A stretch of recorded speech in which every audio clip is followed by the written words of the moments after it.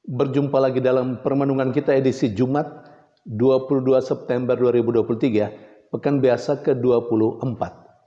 Bacaan-bacaan liturgi hari ini, bacaan yang pertama dari surat pertama Rasul Paulus kepada Timotius bab 6 ayat 2c sampai 12 dan bacaan Injil dari Injil Lukas bab 8 ayat 1 sampai 3. Rasul Paulus memberi nasihat kepada sahabatnya Timotius. Nasihat itu diharapkan untuk dikatakan, diwartakan, dan diajarkan oleh Timotius. Rasul Paulus mengingatkan Timotius bahwa ada tanda para pewarta yang mengajarkan hal-hal yang lain yang tidak sesuai dengan ajaran Kristus, yang tidak sesuai dengan iman. Dan orang-orang itu adalah orang-orang yang mau mencari uang dari pekerjaan karya pewartaan itu. Saudari dan saudara yang terkasih, Rasul Paulus mengatakan kepada Timotius, sahabatnya, untuk hati-hati dengan orang-orang yang seperti ini, yang juga hadir dalam kehidupan umat, sehingga ada semacam, di satu sisi ada Timotius yang dengan tulus mewartakan kabar gembira Tuhan sesuai dengan ajaran Tuhan tanpa mengambil keuntungan dan mencari duit dari situ, mencari uang dari situ.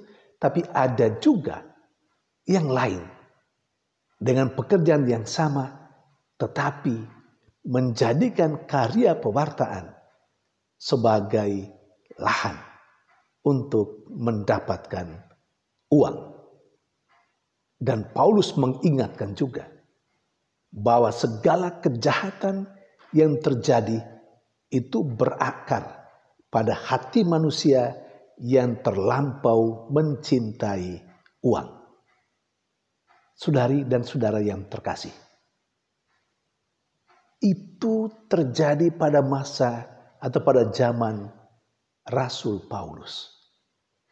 Pertanyaan untuk kita saat ini, untuk kita supaya kita renungkan dengan sungguh-sungguh, ada enggak fenomena itu dalam kehidupan menggereja? Ada enggak kecenderungan-kecenderungan seperti itu dalam karya pewartaan gereja dewasa ini? Kalau kita harus mengakui dengan jujur dan objektif melihat realita dalam kehidupan menggereja, kita harus mengatakan sudah ada tanda-tanda itu, di mana orang menjadikan karya pewartaan dalam kehidupan menggereja, dalam lingkup gereja sebagai lahan untuk mendapat keuntungan, untuk mendapatkan duit, untuk mendapatkan cuan, untuk mendapatkan uang.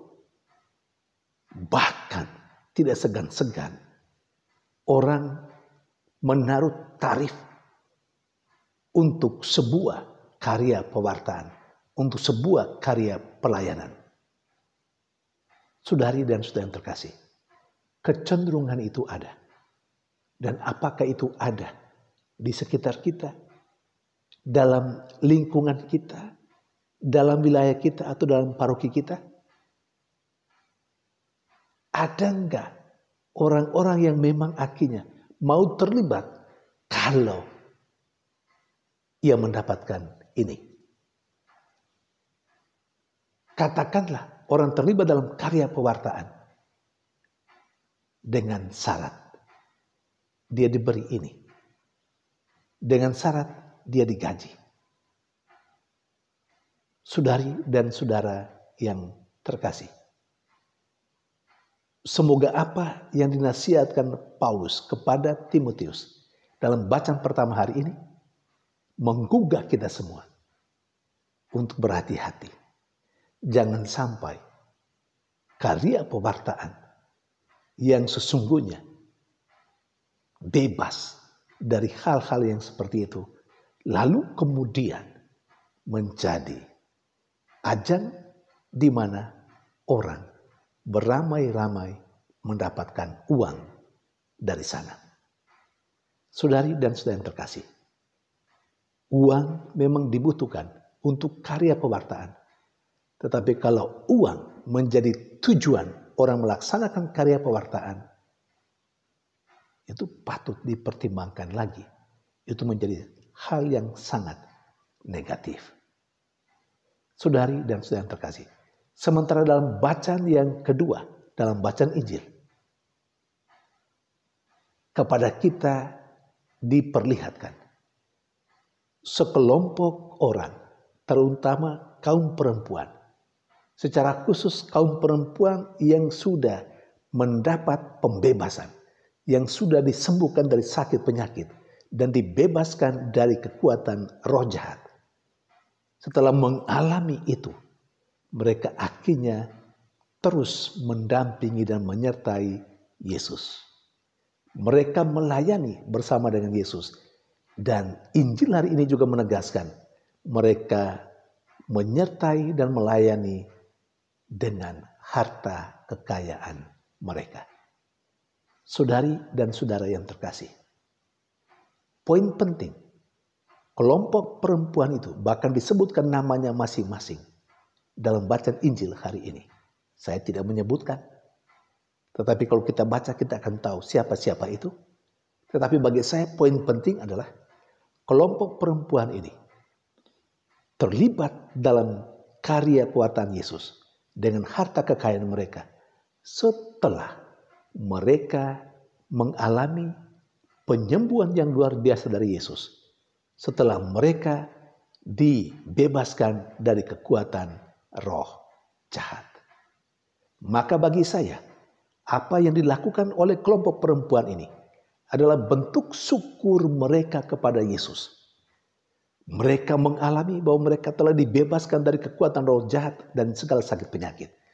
Maka pasti mereka berpikir dalam kelompoknya, apa yang bisa mereka lakukan sebagai ungkapan syukur mereka kepada Yesus yang telah membebaskan mereka dari kekuatan jahat dan sakit penyakit. Maka sekali lagi, yang mereka lakukan, mereka melayani, mereka mendampingi dan menyertai Yesus, bahkan dengan harta kekayaannya, adalah bentuk ungkapan syukur mereka kepada Yesus yang telah mereka alami.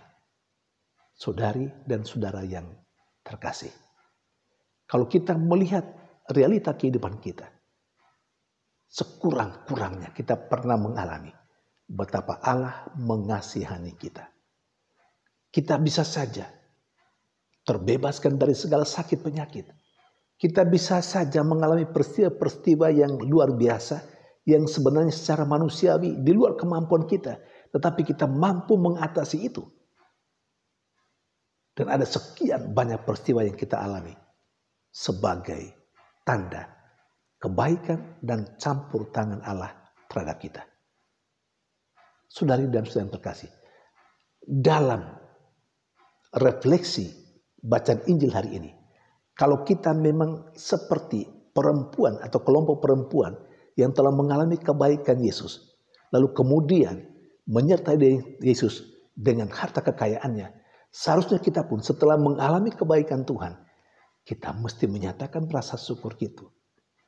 Rasa syukur kita kepada Tuhan dengan cara terlibat dalam karya-karya Allah, dalam karya-karya Yesus, dengan segala kemampuan kita, dengan harta kekayaan kita dalam tanda petik, dengan waktu kita, tenaga kita, perhatian kita. Kita mau terlibat di dalam kehidupan gereja sebagai wujud syukur pada Tuhan. Tapi apakah keterlibatan kita dalam kehidupan gereja saat ini? Termotivasi oleh permenungan ini? Termotivasi oleh contoh yang diberikan oleh perempuan dalam bacaan Injil hari ini? Atau apa yang memotivasi kita? Saya sih lebih mengajak kita untuk terlibat dalam kehidupan menggereja. Itu sebagai ucapan syukur kita pada Tuhan karena kita sudah terlalu banyak mengalami yang baik dari Tuhan. Tuhan memberkati.